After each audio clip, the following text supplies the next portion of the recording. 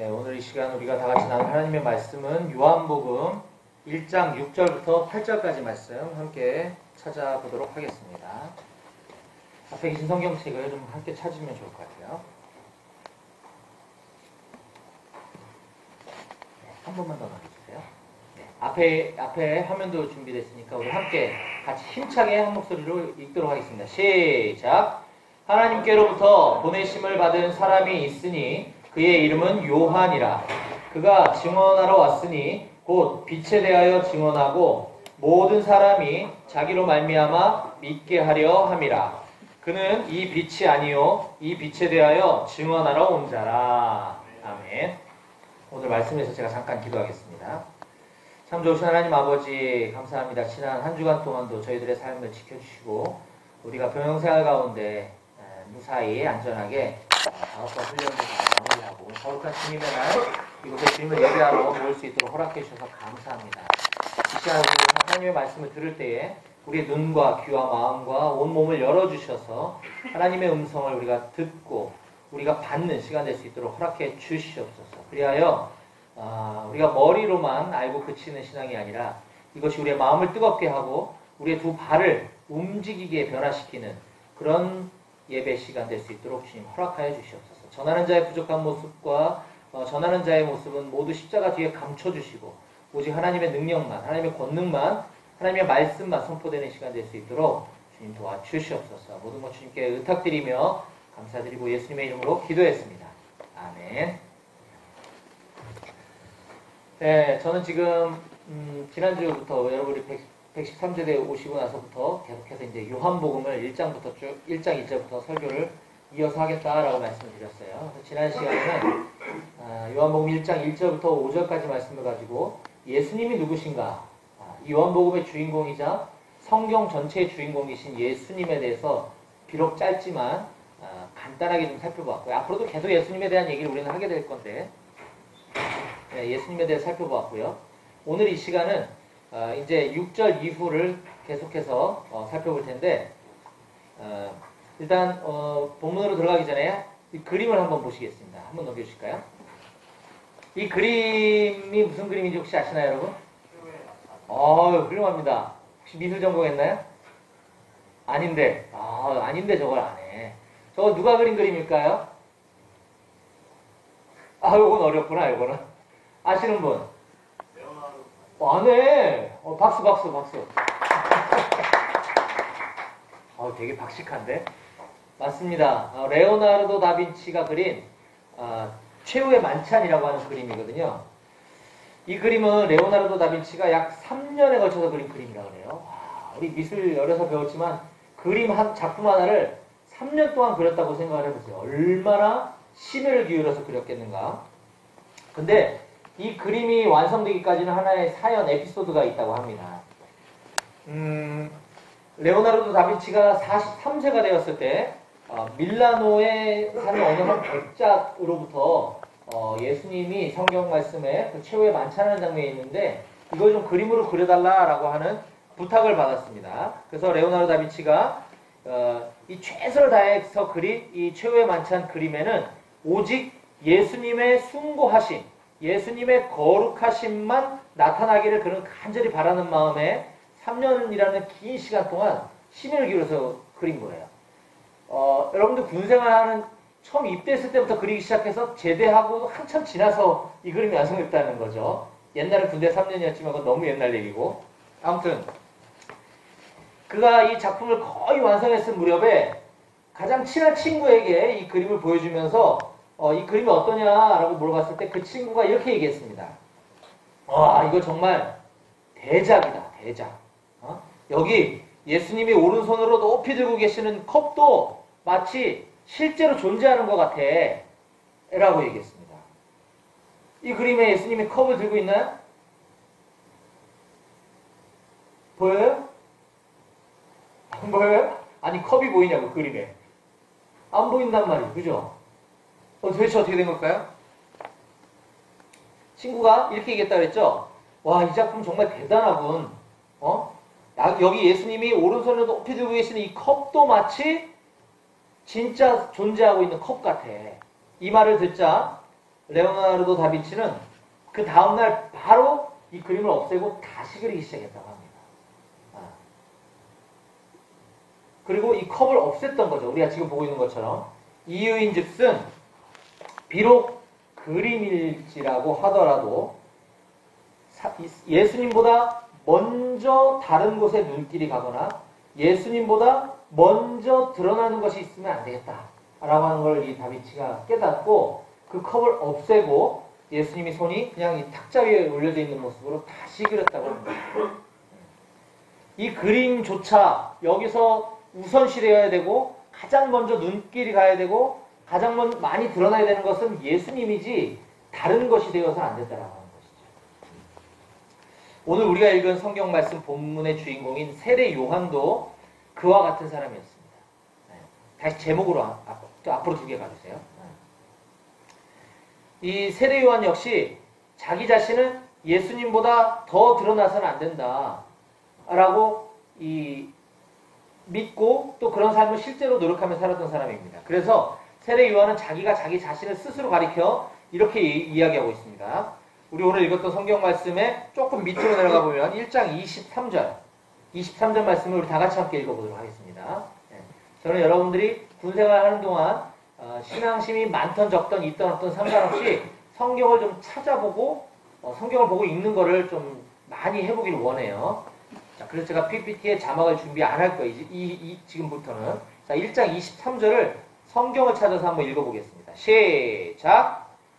이르되 나는 선지자 이사야의 말과 같이 주의 길을 곧게 하라고 광야에서 외치는 자의 소리로라 하니라. 한 번 더 큰 목소리로 시작! 이르되 나는 선지자 이사야의 말과 같이 주의 길을 곧게 하라고 광야에서 외치는 자의 소리로라 하니라. 아멘. 바울은 지금 자기 자신을 뭐라고 표현하고 있나요? 광야에서 외치는 자의 소리다. 되게 철학적인 것 같고 되게 어렵죠? 나는 소리야. 이렇게 얘기하고 있는 거예요. 자, 그것도 광야에서 외치는 자의 소리. 광야에서 외치는 자의 소리. 즉, 이게 무슨 뜻입니까? 내가 얘기한 메시지는 남고 그 흔적은 사라졌으면 좋겠어. 라고 얘기하는 거죠. 세례요한 자기 자신을 가리켜서 내가 이렇게 외치고 다니고 떠들고 다니고 내가 선포하고 다닌 이 메시지만 남고 나는 없어졌으면 좋겠어. 라고 얘기하고 있는 것이에요. 3장 30절 말씀 한번 찾아봅니다. 그 뒤에 있겠죠? 요한복음 3장 30절. 여러분들 아침 식사 했을 테니까, 그리고 오늘은 작업도 없는 날이고 훈련 없는 날이니까 우리 신나게 주님의 날 우리 신나게 힘차게 한번 좀 읽어봤으면 좋겠어요. 기운이 너무 없는 것 같아요. 3장 30절 시작. 아멘. 여기서 그가 누굴까요?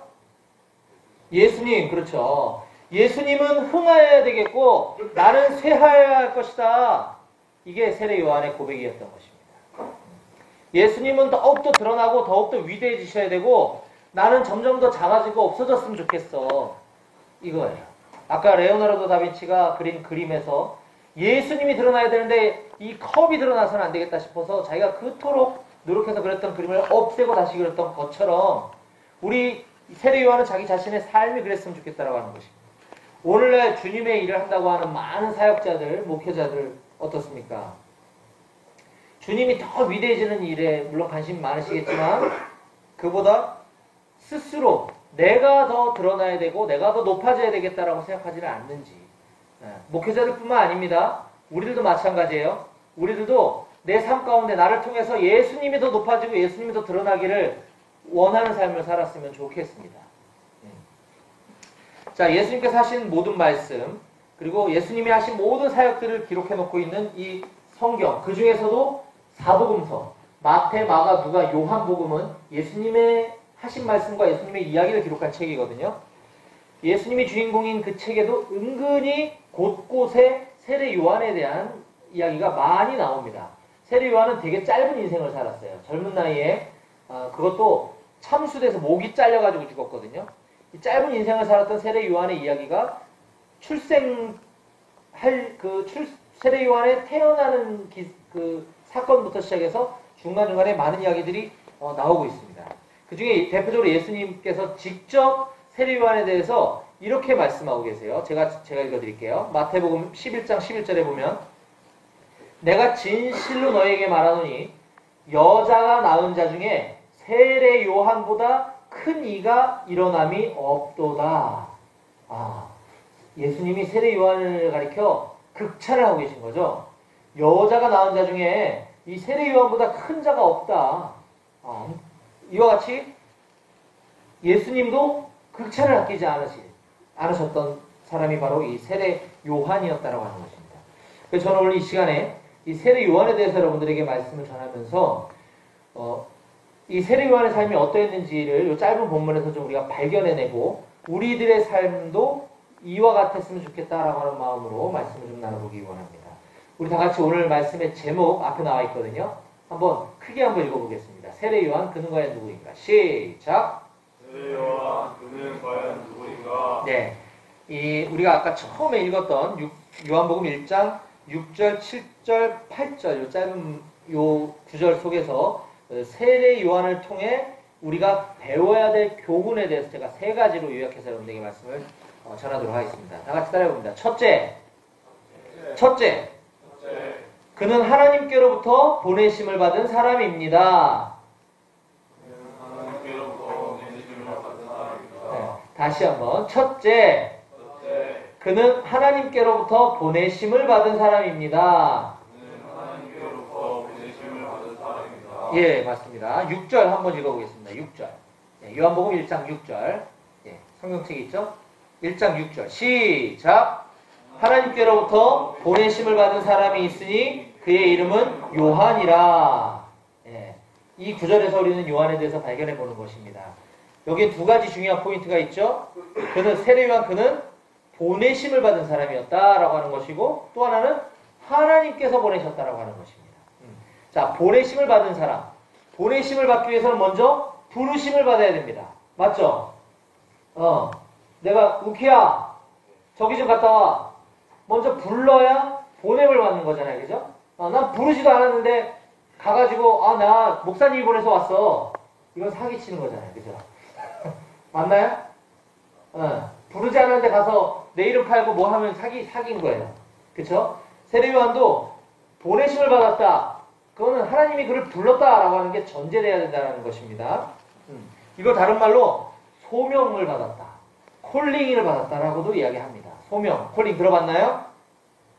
못 들어봤군요. 네, 괜찮습니다. 우리가 예수님을 믿고 이 자리에 모여있는 것 자체도 내가 선택해서 예배드려 이곳에 나온 것 같지만 사실은 하나님이 저와 여러분들을 먼저 불러주셨다라고 하는 것. 이걸 반드시 여러분들은 명심해야 됩니다.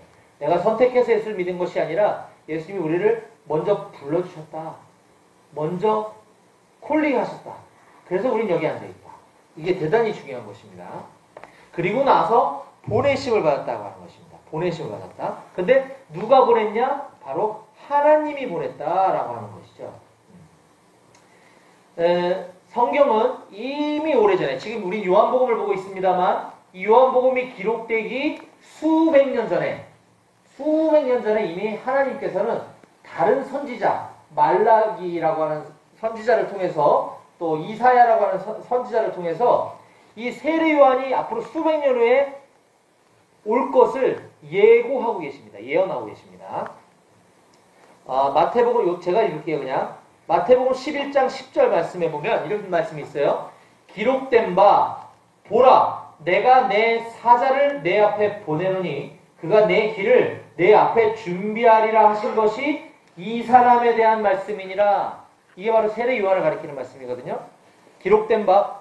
자, 근데 세례 요한을 가리켜서 지금 하고 있는데 이렇게 얘기한 거죠. 기록된 바 보라. 기록된 바. 구약 성경에 이미 기록되어져 있는데 그 말씀을 봐라. 내가 내 사자를 내 앞에 보내노니 그가 내 길을 내 앞에 준비하리라 라고 말라기서에 수백 년 전에 기록된 그 사람이 바로 이 사람이다. 요한. 지금 그 얘기를 하고 있는 거예요. 세례 요한뿐만 아닙니다. 예수님도 마찬가지죠. 예수님도 스스로 이 땅에 내려오신 것이 아니라 하나님께서 예수님을 이 땅에 보내주셨어요. 우리를 위해서. 아까 우리가 어린 양 예수라고 하는 찬양을 불렀다시피 우리가 사실은 우리 죄 때문에 죽었어야 되는데 우리의 죄를 용서를 받기 위해서 옛날에는 양이나 소나 비둘기를 잡아서 그걸 희생 제물로 해서 제사를 드림으로 인해서 내가 지금 지은 죄, 내가 오늘 지은 죄를 용서를 받았죠. 그러나 인간은 계속 죄 가운데 있기 때문에 계속 양을 잡고 제사를 드렸어야지만 했는데 하나님께서는 예수님을 이 땅에 보내셔서 우리를 대신해서 제물이 돼서 십자가에 죽게 하셨다라고 하는 것입니다. 이처럼 예수님도 이 땅에 스스로 온 것이 아니라 누군가 하나님으로부터 보내심을 받아서 오셨다. 그리고 그런 예수님이 십자가에 제물로 죽으셨다가 다시 살아나셔서 이 부활하신 몸을 가지고 제자들에게 나타나셔서 이렇게 말씀하십니다. 우리 요한복음, 제가 여러분들 왔다 갔다 하면 여러분들 힘들 것 같아서 제가 다른 본문은 제가 읽었지만 요한복음은 한번 찾아볼게요. 저 뒤에 20장 20절을 한번 찾아보겠습니다.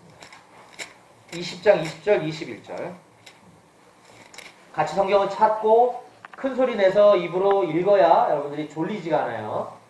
요한복음 20장 20절 21절 요한복음의 뒤쪽에 있죠. 다 같이 20절 21절 시작. 이 말씀을 하시고 손과 옆구리를 보이시니 제자들이 주를 보고 기뻐하더라.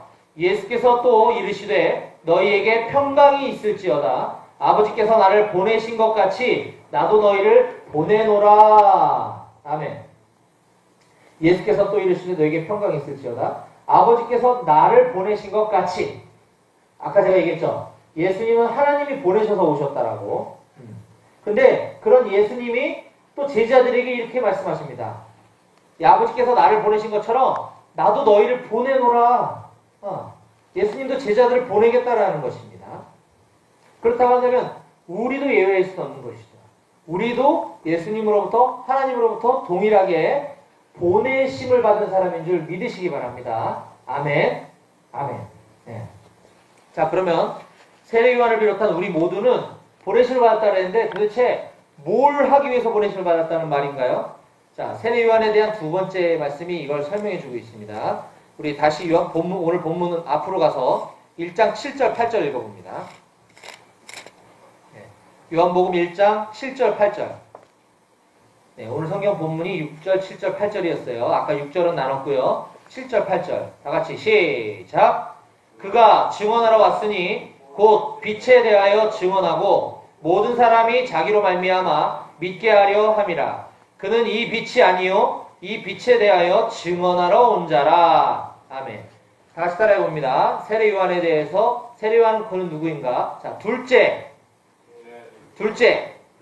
세례 요한은 빛에 대하여 증언하러 온 사람입니다. 그렇습니다. 세례 요한은 빛에 대해서 증언하러 온 사람이다. 여기서 빛이란 뭘 말하는 걸까요? 빛. 빛이 뭐죠? 제가 지난주에도 말씀을 나눴는데 바로 하나님 예수님을 말하는 것이죠. 예. 빛이신 예수님. 즉 세례 요한이 빛에 대하여 증언하러 왔다라고 하는 것은 예수님에 대해서 증언하러 왔다라고 하는 것이에요.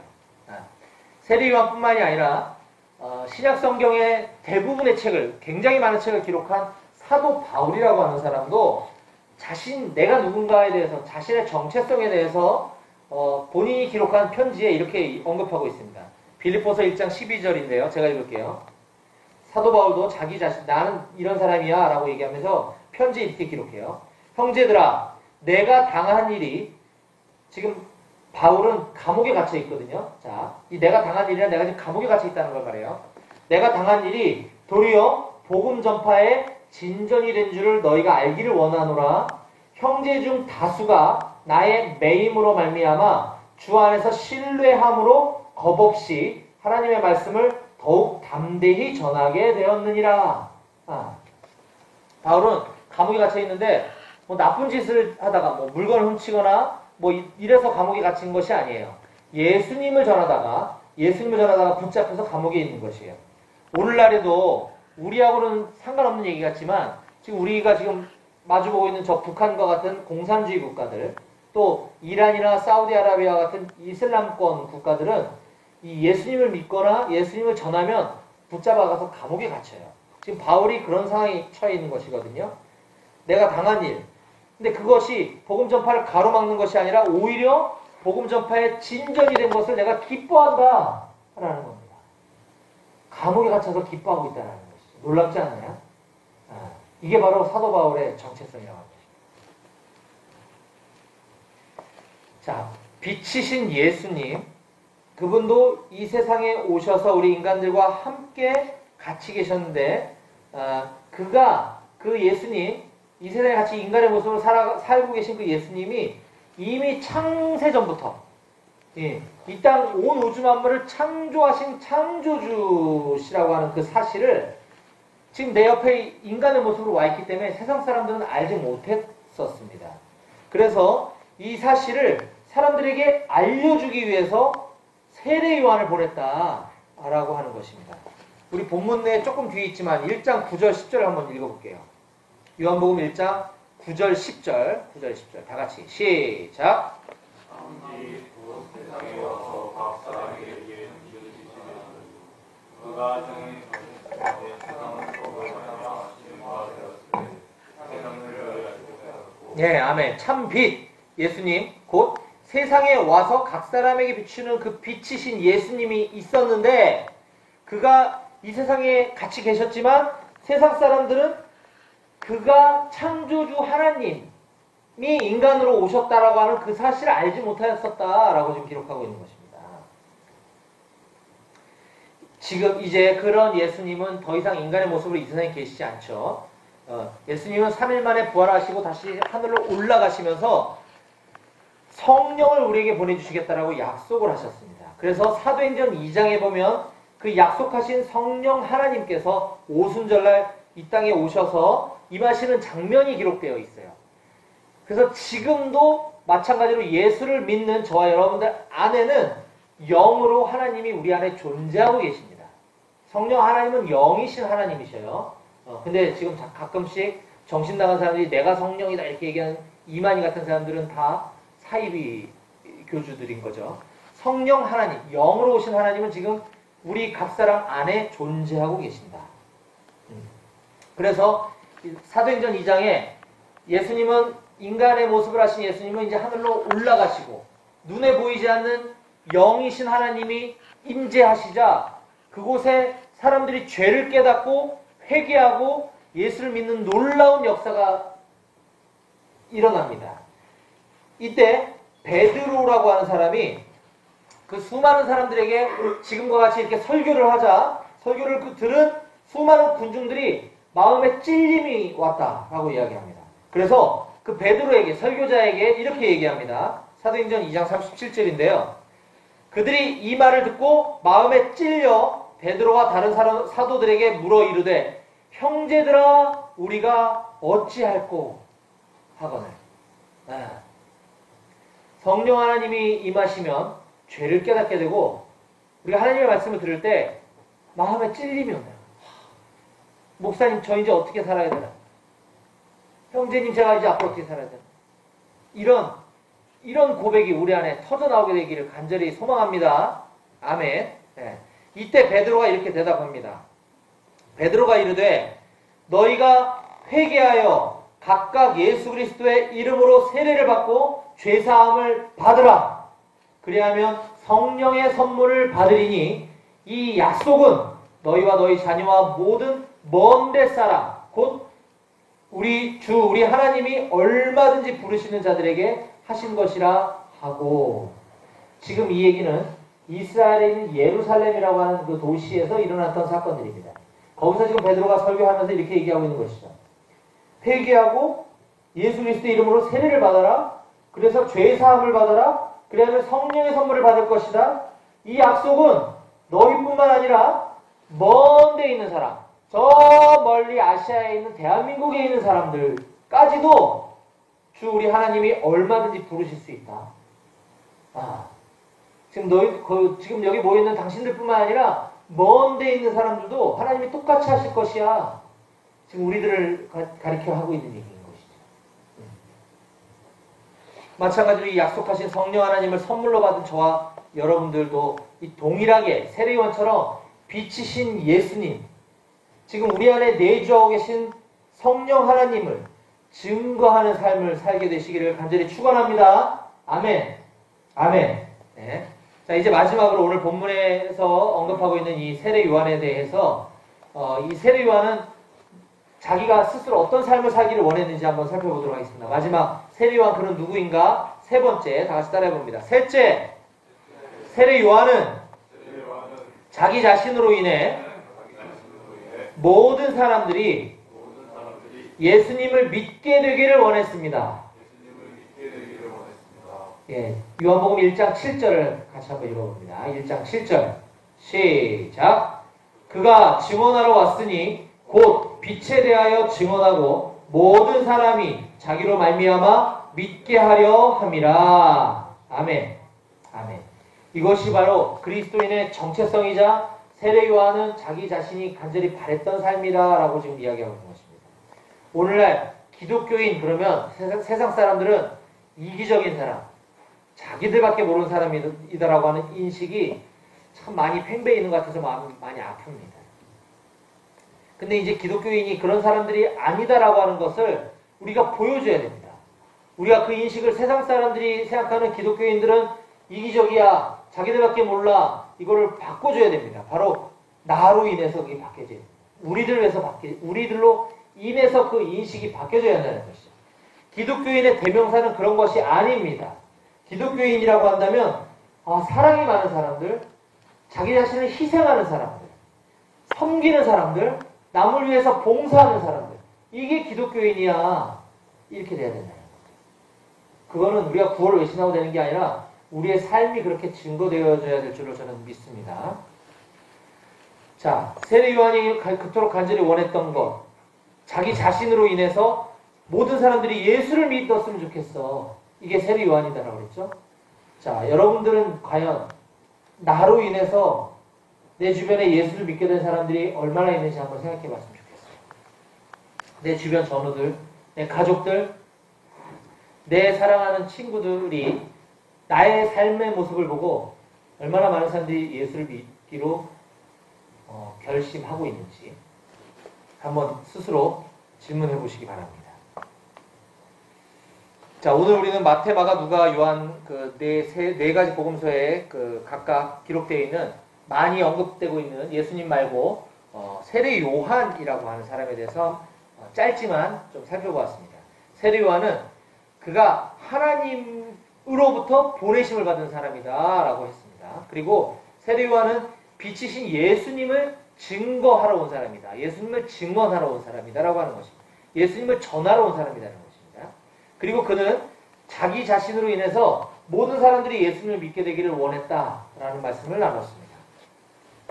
이제 말씀을 마무리할 건데요.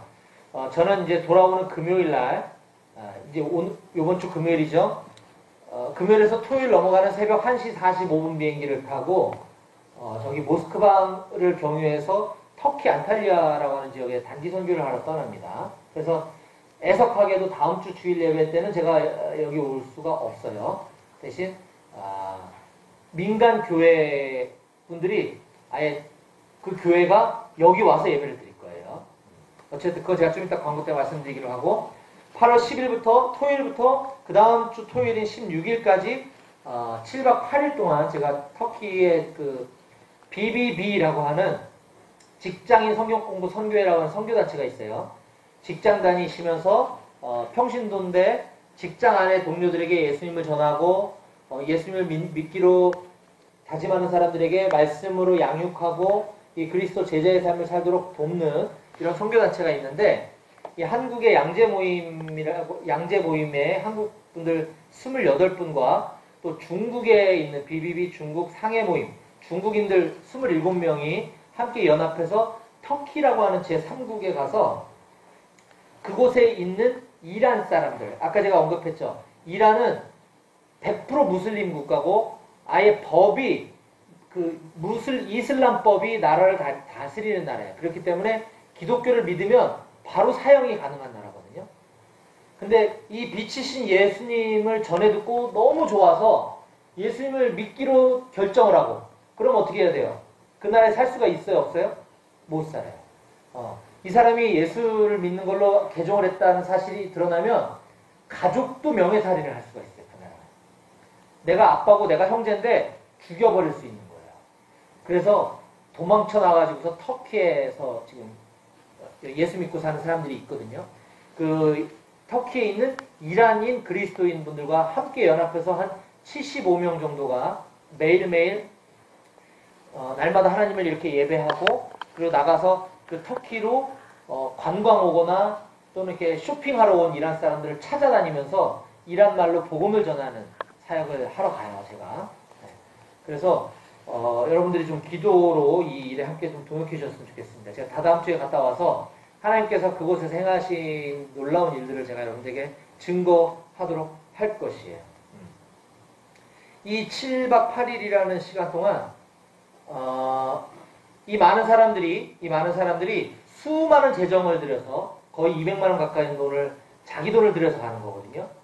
그리고 휴가에 7일이라는 시간에 휴가를 내려면 상당히 눈치를 봐야 되는 것이에요. 그렇게 휴가를 내 가지고 휴가를 즐기러 가는 것이 아니라 이 복음을 전하러 가는 거죠. 빛이신 예수님을 증거하러 가는 거죠. 그들이 왜 그런 삶을 사느냐? 저는 목사라서 그러냐? 아까 얘기했죠? 다 직장 다니는 사람들이라고. 세례요한과 같이 그 일이 우리가 예수를 믿는 그리스도인이기 때문에 그 일을 하러 간다는 것입니다. 저는 제가 바라기는 우리 모든 그리스도인들이 여기 있는 우리 용사들도 마찬가지로 그런 삶을 살게 되시기를 간절히 축복합니다.